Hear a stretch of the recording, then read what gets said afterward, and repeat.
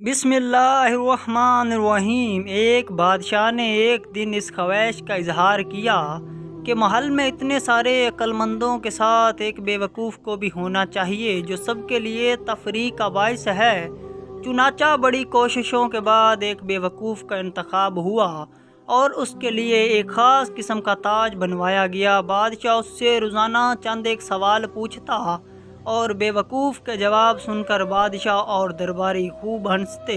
वक्त गुजरता गया और एक दिन बादशाह सख्त बीमार हो गया, यहाँ तक कि तबीबों ने जवाब दे दिया। बादशाह ने अपनी तकलीफ़ दूर करने के लिए अपना आखिरी वक्त बेवकूफ़ के साथ गुजारने का फ़ैसला किया और उसको तलब करके कहा कि आज तुम सवाल करो, मैं जवाब देता हूँ।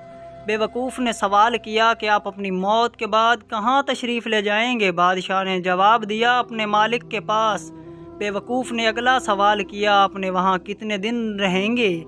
बादशाह ने जवाब दिया, हमेशा हमेशा के लिए। बेवकूफ़ ने पूछा, फिर तो आपने वहाँ अपने आराम व क़याम का इंतज़ाम किया होगा। बादशाह इस सवाल पर हैरान हो गया और जवाब दिया, नहीं। बेवकूफ़ ने अपने सर से बेवकूफ़ी के ताज को उतार कर बादशाह के सर पर रखते हुए कहा, गुस्ताखी माफ़, मेरे से ज़्यादा आप इस ताज के हकदार हैं। जहाँ रहना नहीं था इतनी बड़ी सल्तनत और जहाँ हमेशा के लिए रहना होगा वहाँ के लिए कुछ भी नहीं।